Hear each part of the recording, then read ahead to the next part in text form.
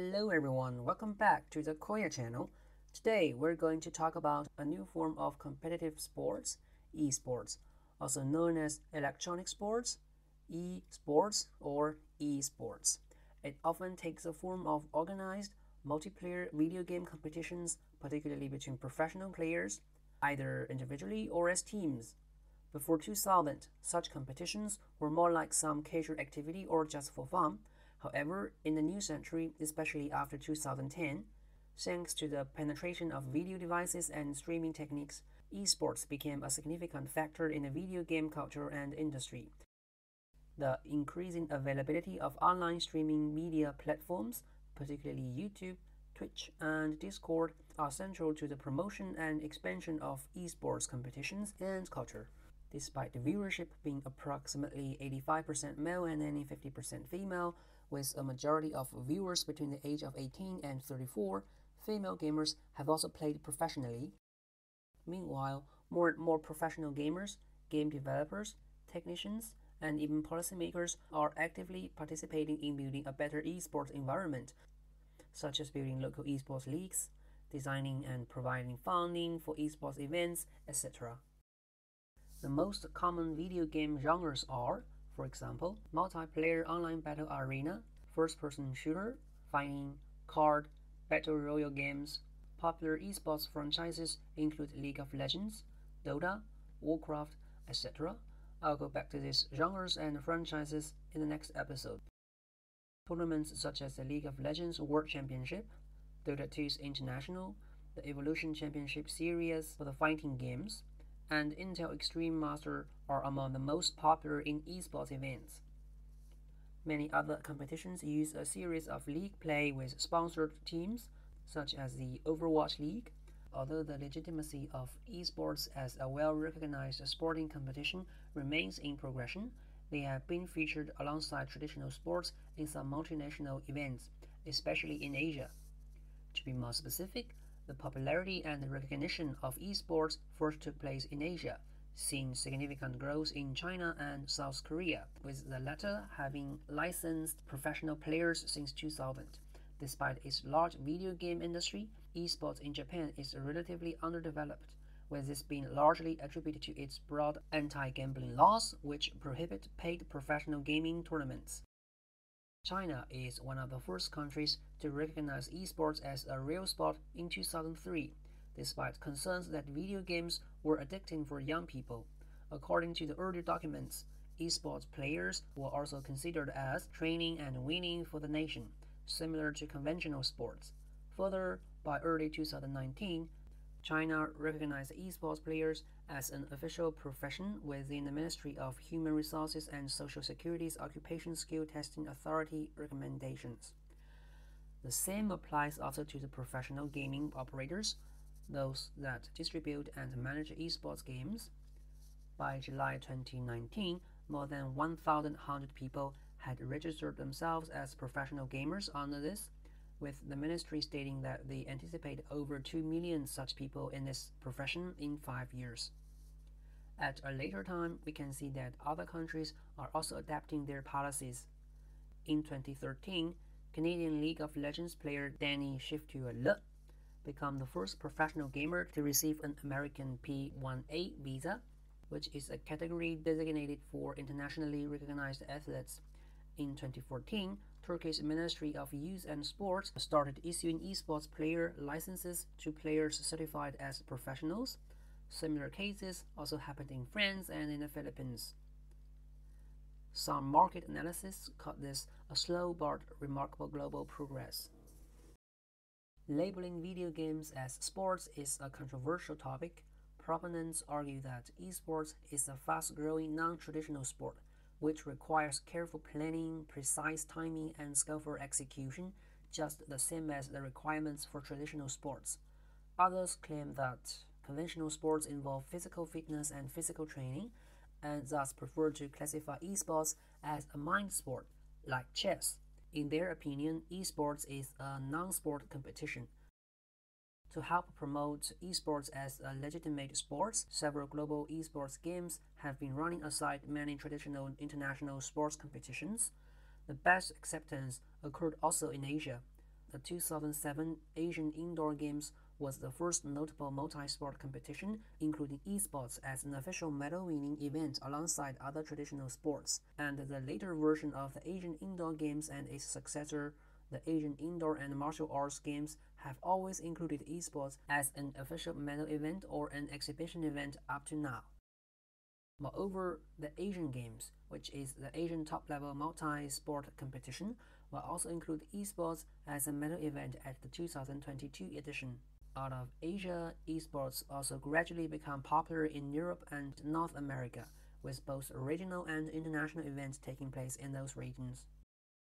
Notably, the International Olympic Committee, for short IOC, has officially discussed the inclusion of esports in future Olympic events several times.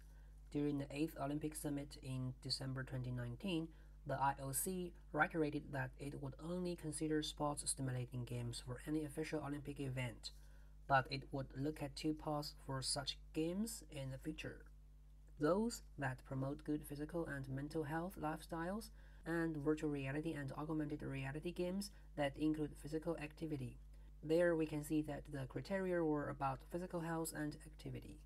In the recent Tokyo 2020 Games, the Tokyo Olympic Committee arranged several esports events to lead up to the 2020 Games.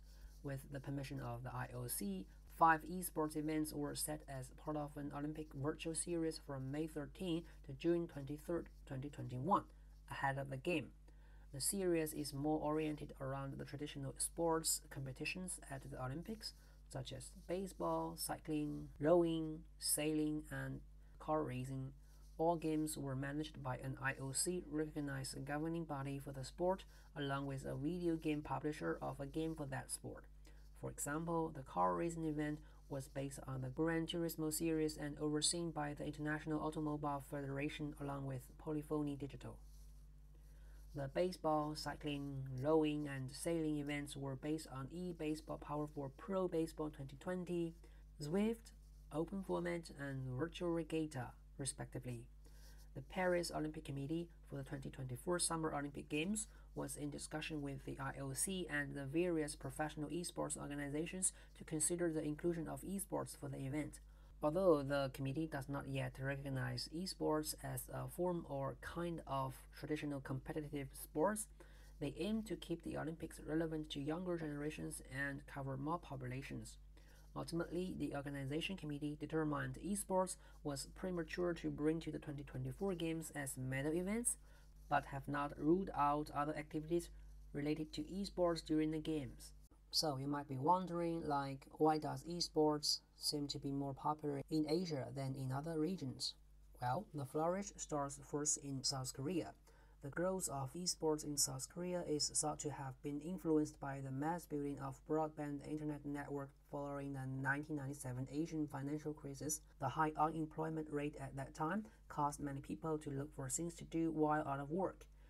Instrumental to this growth of esports in South Korea was the prevalence of the complaint-style internet cafe or LAN gaming center, known as a PC band or a PC bar. The Korean Esports Association, which is an arm of the Ministry of Culture, Sports and Tourism, was founded in 2000 to promote and regulate esports in the country. The 2000s was a popular time for televised esports. Television coverage was best established in South Korea, with Star Wars and Warcraft 3 competitions regularly televised by dedicated 24-hour cable TV game channels. Elsewhere, esports television coverage was only sporadic in other developed countries in recent years. For example, in Germany, UK, France, and the USA, esports were broadcasted starting 2006 or 2007 for some time, but shut down for some reason after a couple of years. Based on this, some people concluded that esports was only a minor culture in these countries. During the 2010s, esports grew tremendously, incurring a large increase in both viewership and prize money.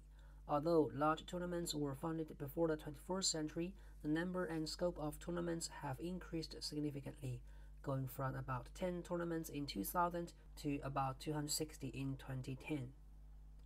Going from about 10 tournaments in 2000 to about 260 in 2010. Many successful tournaments were founded during this period, including the World Cyber Games, the Intel Extreme Masters, and Major League Gaming. The proliferation of tournaments included experimentation with competitions outside traditional esports genres. For example, the September 2006 Fun Technologies Worldwide Web Game Championship featured 71 contestants competing in casual games for $1 million grand prize. The popularity and emergence of online streaming services have helped the growth of esports in this period and are the most common method of watching tournaments. Twitch, an online streaming platform, which was launched in 2011, routinely streaming popular esports competitions. In 2013, viewers of the platform watched 12 billion minutes of video on this service, with the two most popular Twitch broadcasts being League of Legends and Dota 2. During one day of the international, Twitch recorded 4.5 million unique views, with each viewer watching for an average of 2 hours. The modern esports boom has also seen a rise in video game companies embracing the esports potential of their products. After many years of ignoring and at times suppressing the esports scene, Nintendo hosted Wii Games Summer 2010. Spanning over a month, the tournament had over 400,000 participants, making it the largest and most expensive tournament in the company's history. Halo developers 343 Industries announced in 2014 plans to revive Halo as an esports event with the creation of the Halo Championship Series and a prize pool of $50,000. Also, both Blizzard Entertainment and Riot Games have their collegiate outreach programs with their North American Collegiate Championship. Since 2013, universities and colleges in the U.S., such as Robert Morris University, Illinois, and the University of Pikeville, have recognized esports players as varsity-level athletes and offer athletic scholarships. In 2017, TESPA, which is Blizzard Entertainment's collegiate esports division, unveiled its new initiative to provide scholarships and prizes for collegiate esports clubs competing in its tournaments worth $1 million. Colleges have begun granting scholarships to students who qualify to play esports professionally for the school. In 2018, Harrisburg University of Science and Technology began a tuition scholarship program for esports players. Similar renovations and reforms also took place in South Korea and Japan in recent years. Physical viewership of esports competitions and the scope of events have increased in tandem with the growth of online viewership. In 2013, the Season 3 League of Legends World Championship was held in the sold-out Staples Center.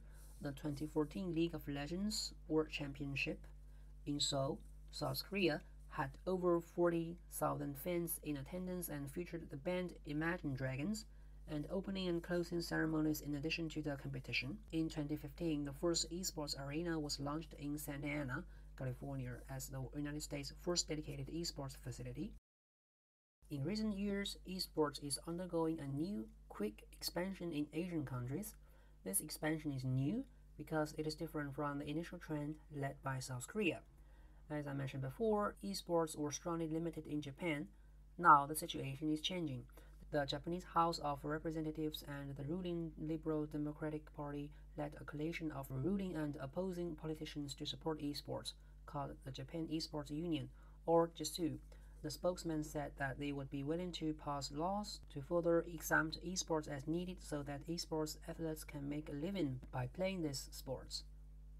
So far, this has resulted in the ability of esports players to obtain exemption licenses to allow them to play, a similar mechanism needed for professional athletes in other sports in Japan to play professionally. The first such licenses were given out in mid-July 2018 via a tournament held by several video game publishers to award prizes to the excellent players. There, JESU offered these exemption licenses to the top dozen players, thus allowing them to compete in further esports events. Besides, the big brands are paying more and more to sponsor esports events, especially the influential global tournaments. The championship prize and sponsorship become more and more attractive and able to support professional player leagues. Some people think that the way these brands sponsor esports events is the same as they sponsor Formula 1. So according to them, esports is, after all, a minor sport. But hey, look at your fellow people around. How many of them are not playing video games or mobile games?